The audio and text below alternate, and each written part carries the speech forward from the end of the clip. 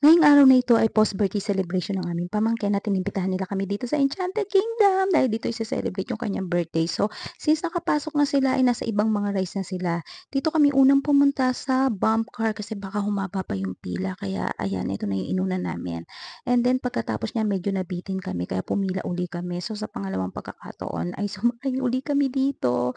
And then ayan, medyo magkakahiwalay na kami. Ayan, pagkatapos niyan ay 'di na kami umulit siyempre. So, eto naman yung tinry namin, itong extreme na rides na 'to. So, yung experience ko talaga dito parang naiwan yung kaluluwa ko sa itaas. So, ayan tapos lumipat naman kami dito sa roller skater na 'to and then siyempre magfa-family picture muna. And then naglakad-lakad pa kami and then sabi namin do'n naman tayo sa medyo chill lang.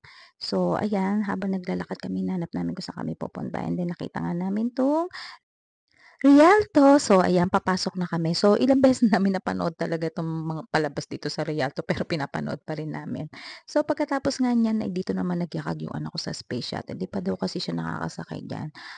Ayoko sanang sumakay kaso hindi pa nga nakakasakay yung anak ko kaya para sa anak sasakay uli ako dito kasi buhat talaga nung nagkaasawa't anak ako ay naging matatakutin na talaga ako. So ayan, pagkaupo pa nga lang namin dito ay chineck na agad ng anak ko kung talagang kakapanood niya ng Final Destination, ayan natakot na siya sa sarili niyang multo. So ayan, Diyos ko po, talagang ako'y napapikit na lang habang tumatakbo 'to. Feeling ko 'pag hindi ako sumigaw ng malakas ako'y mawawalan ng ulirat. And then ayan, masaya naman ako at napagbigyan ko yung anak ko. And then ayan na, palabas na kami at okey daw sabi ng anak ko. So eto nakita namin nagpe-perform sila, so sabi namin panoorin muna natin. And then maya-maya nag-message na sa amin yung iba naming mga kasama, magkita daw kami sa Anchors Away. So itong Anchors Away dito rin ako niyayakag nung anak ko. Sabi ko talaga nung unang sumakay ako diyan hinding-hindi na ako sasakay uli. Buti na lang may mga kasama ng iba yung anak ko kaya nakaligtas akong sumakay dito sa Anchors Away na 'to.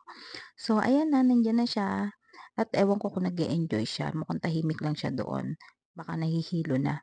So pagkatapos nga namin mag-Anchors Away ay diretso na kami dito para mag-lunch. So dito na yung kainan namin and then pagpasok nga namin ay andiyan na yung iba naming mga kasama and then eto yung aming mga kakainin. So, ayan and eto yung dessert namin. So, pagkatapos nga namin kumain ay maglalaro naman kami. So, dito kami pumunta and then siyempre yung anak ko naglaro naman siya, hindi naman nangangarir. So, eto naman tingnan naman yung tatay niya panay ang kari, talagang hinahasa pa niya yung darts pin niya.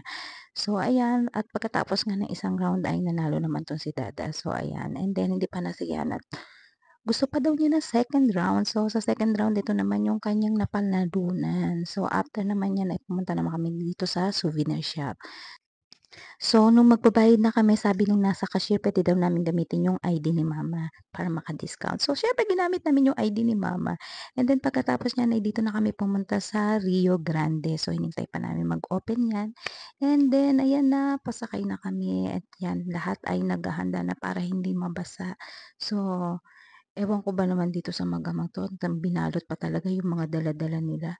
So ayan na, nagsimula na kaming maglayag at ayan na, todo iwas sila sa tubig pero walang makakaligtas. So tiningnan namin kung kanino mapupunta talaga yung matinding basa. Lahat naman kami mababasa pero gusto lang naming malaman sino kaya sa amin ang mababasa ng todo-todo. So ayan na, at ang nanalo ay si Daday. Basang-basa talaga siya kasi naman hindi man lang niya talaga kinubera ng sarili niya. So ayan, at siyempre dahil Rio Grande 'to walang discount-discount kahit sa mga senior citizen. Kaya ayan na, eto na ang lupit ng higante ng Rio Grande sa mga senior. So ayan, at pagkatapos nga niyan ay puwede kayong pumunta dito para magpatuyo.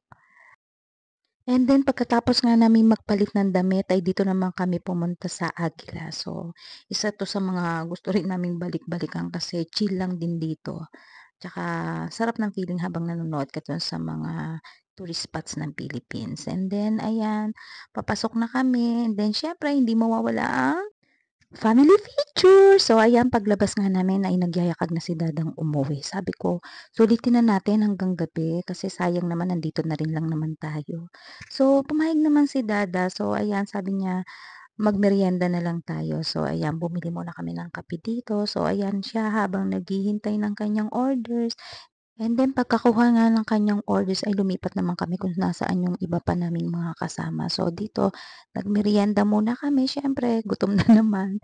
And then ayun yung mga kinain namin. Eto na nga't magsisimula na kaming kumain. Itadakimasu! At dahil happy tummy na nga kami ay ayan, lakad-lakad na lang kami kasi hindi na kami sasakay ng mga rides.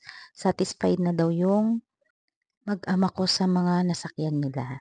So ayan, lakad-lakad na lang kami at ine-enjoy na lang namin yung mga lights dito sa EK.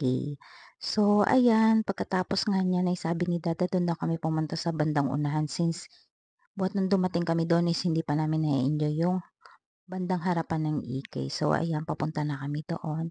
And then pagkatapos niyan ay nadaanan na naman namin itong makaiwang kaluluwang rides na ito. So ayan, ito na yung harapan ng EK. So hindi kami makapagpa-picture kasi ang daming tao lagi. Hindi kami makasolo talaga. So binidyohan ko na lang. And then pagkatapos nga niyan ay maya-maya nga ay sabi ng mga taong nadadaanan namin ay maglaro daw kami doon. So ayan, naglaro nga uli si Dada. And then ayan pa, isa pa, 2 plato lang yung kailangang basagin pero 3 yung nabasag ni Dada kaya ayan, nanalo na naman siya at ito yung napanalunan niya. And then pagkatapos nga niyan in-announce na na malapit na mag-fireworks.